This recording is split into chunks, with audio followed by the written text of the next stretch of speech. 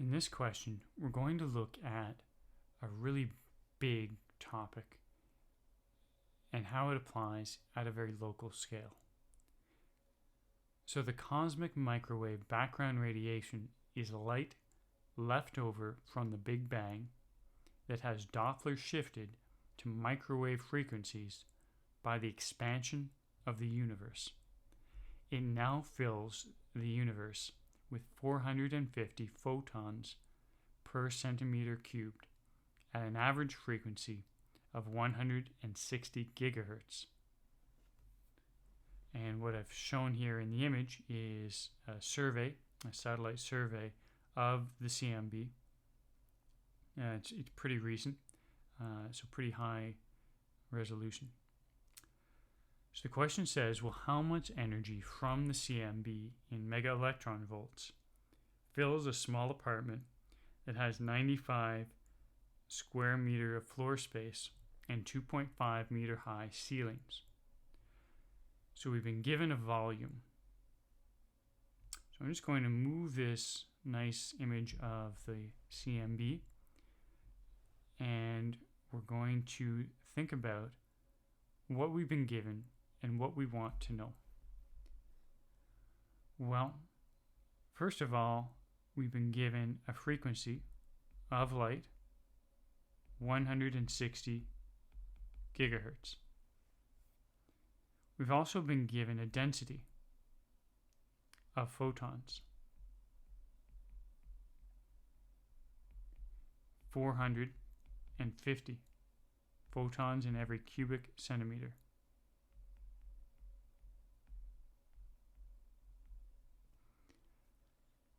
And then we've also been given an area and a height.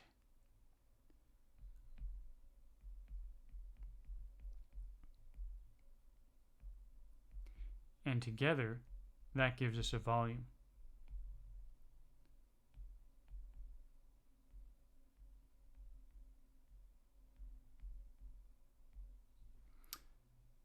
Okay.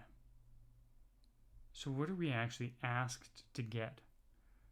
Well, we're told that there's this energy that is everywhere due to the origin of the universe. That means that in your room right now, there is energy from the beginning of the universe. And we've been given an example of a room to do this calculation in. So we want the total amount of energy in this volume. Well, we've been given a volume and a density. From those two values, we're going to be able to take out, well, how many photons are in that volume? So how many photons do we have, period? And we know the frequency of those photons. That frequency tells us how much energy each photon will have. So if we multiply how many photons we have by how much energy each individual photon has, then we know the total energy in that space. Okay, let's work this through. The first thing I'd like to do is look at the energy of a photon.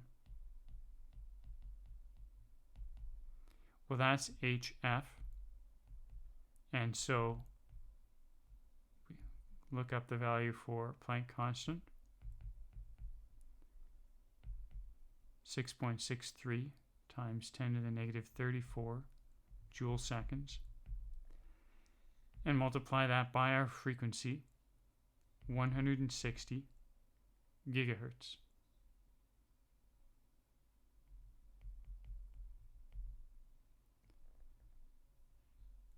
Now giga is going to give us a factor of 10 to the 6.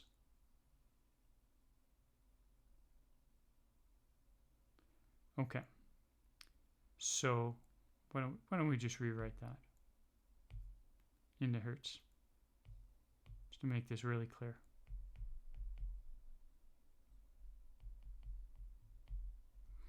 All right, so each photon will have an energy of 1.061 times 10 to the negative 22 joules. That's a small amount of energy, but it's only one photon. Interestingly, left over from the beginning of the universe. Okay. So I'm just going to separate some of this, keep it all nice and clean. Okay. So next, we have the energy of one photon. Well, let's find the energy of all the photons. So the energy will be energy per photon times, well, we've got the number of photons in a given volume, and then we've got the volume. And so our unit analysis tells us what we end up with. In fact, I'll make it even more explicit by writing that out as energy per photon.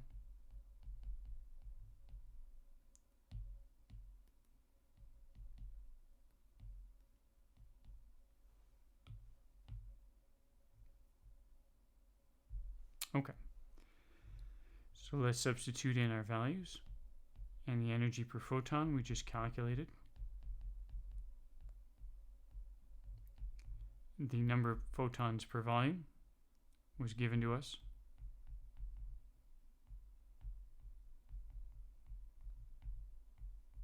But note that it's in centimeters cubed. We're going to have to convert centimeters cubed so that it's in meters cubed. So there's going to be a factor of 10 to the 6 centimeters cubed per 1 meters cubed. You've got to be very careful with converting these units when you have like a square or a cube or whatever. Sometimes it's helpful to just look at them individually.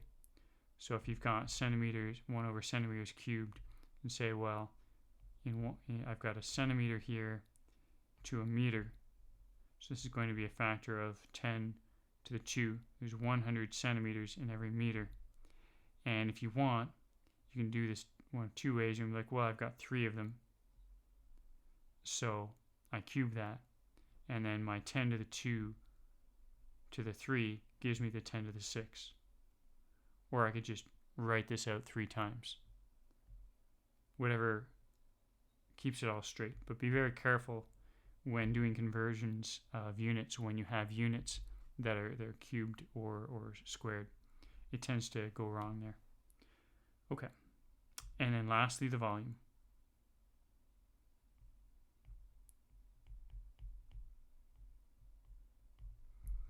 Okay, if you work it all through, you end up with an energy of 1.13 times 10 to the negative 11 joules. Okay, so we are nearly there. We have the energy that we wanted, but the question specifically asked us to do this in mega electron volts.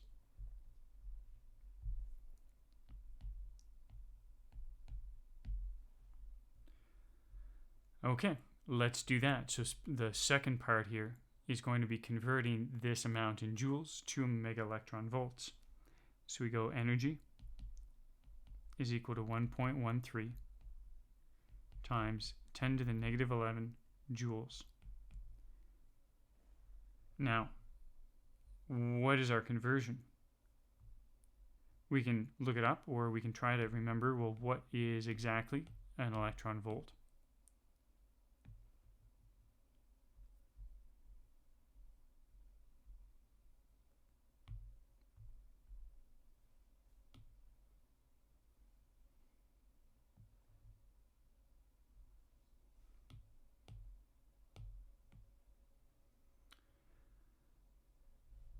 Well, 1 electron volt is the energy gained by an electron moved across 1 volt.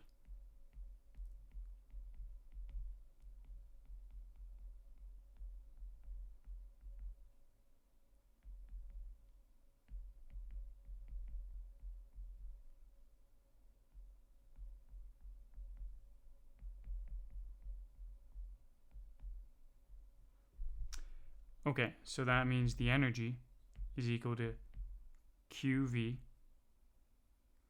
and that Q we know is E because it's an electron, so it's 1.602 times 10 to the negative 19 coulombs and 1 volt. And so that means that in terms of energy, we have 1.602 times 10 to the negative 19 joules.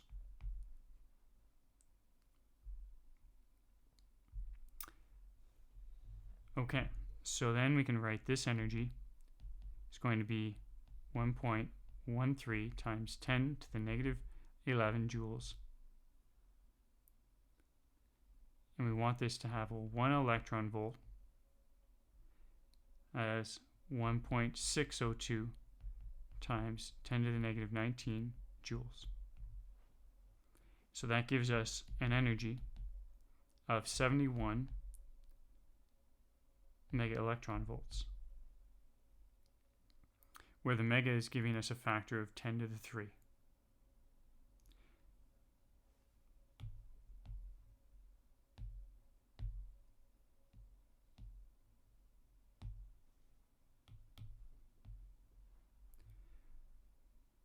Well, does this make sense? Well, it's not a lot of energy.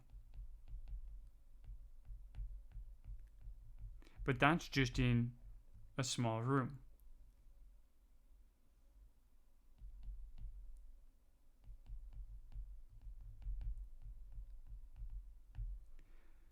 But imagine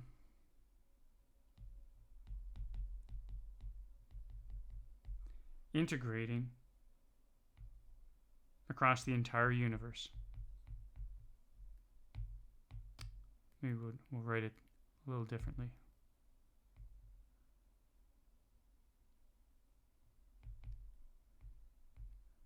We'll say the energy of the CMB across the entire universe. Well, that is lots of energy.